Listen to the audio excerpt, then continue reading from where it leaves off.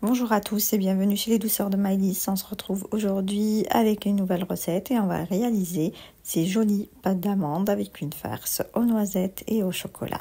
On passe tout de suite à la préparation de la farce. Ici dans un saladier, j'ai une génoise que j'ai émiettée.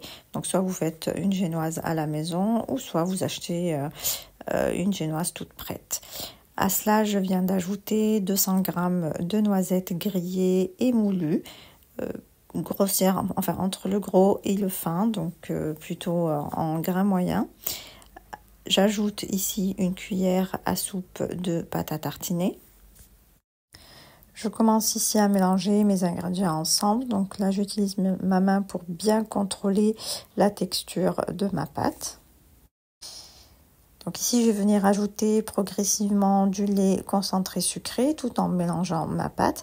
Donc j'ajoute vraiment des toutes petites quantités et je commence à mélanger et je vois du coup si ma pâte a besoin d'un peu plus de lait ou pas. Le but ici est d'avoir vraiment une pâte qui soit donc molle mais pas collante aux mains, mais avec laquelle on peut réaliser une boule de pâte sans que celle-ci ne s'effrite. Donc voici à peu près la texture que vous devriez avoir. Donc vraiment une pâte qui soit bien maniable et qui ne colle pas aux mains.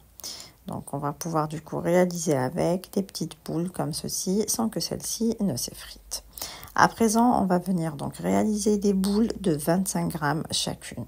Donc, ici, je m'aide avec une balance pour vraiment m'assurer d'avoir exactement la même taille pour toutes mes boules. Ensuite, je vais placer donc mes boules au réfrigérateur pendant 3 à 4 heures. Donc, il faudrait que celle-ci fige complètement pour que quand l'on façonne après nos pâtes d'amandes, on aura une bonne texture qui nous permet de bien réaliser une boule sans que celle-ci ne soit trop molle et ne casse au façonnage. Donc soit si vous êtes pressé, vous les placez au congélateur et dès que les boules de farce deviennent dures, vous pouvez les sortir et les travailler.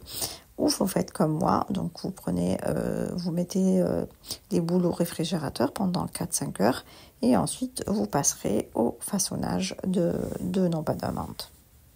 On passe maintenant à la préparation de notre pâte d'amande. Donc ici, j'ai 400 g de poudre d'amande à laquelle je vais venir ajouter 400 g de sucre glace.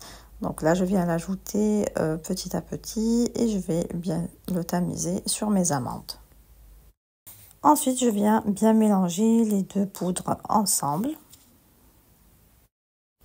Ici, je viens d'ajouter une cuillère à café de glucose. Donc là, ça reste facultatif.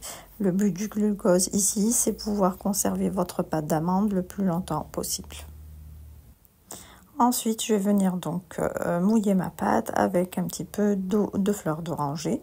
Donc là, on ajoute l'eau bien sûr progressivement tout en contrôlant du coup la pâte. Donc on mélange bien et on contrôle jusqu'à obtention d'une bonne texture qui reste maniable mais pas collante aux mains. Donc là, ma pâte d'amande est prête. Donc soit vous l'utilisez telle qu'elle est, soit vous la colorez de la couleur de votre choix. Donc moi, je vais avoir une pâte d'amande un peu rose. Donc j'ai ajouté vraiment une pointe de colorant rouge dans ma pâte. Et je viens bien malaxer ma pâte jusqu'à ce que la couleur se diffuse complètement. Ensuite, je vais placer ma pâte dans un sac alimentaire et je vais la laisser reposer 3 heures de temps. À présent, on va passer au façonnage de nos pâtes d'amandes. Donc en fait, avec la pâte d'amande rose, donc j'ai réalisé des boules de 40 g chacune. Donc là, je récupère une boule que je viens aplatir comme ceci à l'aide de mes doigts. Donc il faut bien l'aplatir, donc sans bien sûr la casser. Ensuite, je vais venir donc déposer ma farce qui est bien froide à l'intérieur et je viens refermer délicatement ma pâte d'amande sans trop appuyer donc sur ma farce. Donc on essaye de bien souder toutes les extrémités ensemble. Ensuite, je vais bien rouler ma pâte entre les mains pour bien la lisser et avoir du coup une boule de pâte bien ronde. À présent, je vais venir rouler ma boule de pâte d'amande dans du sucre cristallisé. Donc, je la roule bien d'une face et d'une autre afin que le sucre adhère complètement. Ensuite, à l'aide de mon coupe-pâte, je vais venir réaliser les motifs souhaités. Donc là, on va lui donner un aspect d'une clémentine. Donc, on va d'abord commencer par tracer donc une croix. Ensuite, je trace des petits traits sur les côtés comme ceci, histoire d'avoir quelque chose qui ressemble plutôt à une clémentine. Et j'essaye donc de repasser pour bien fixer les traits. Et voici ce que ça donne. Et bien sûr, je continue ainsi jusqu'à épuisement de ma pâte. Et voici donc le résultat final de mes pâtes d'amande. Donc là, pour la décoration, j'ai placé une rose et j'ai mis donc mes pâtes d'amande dans des caissettes comme ceci.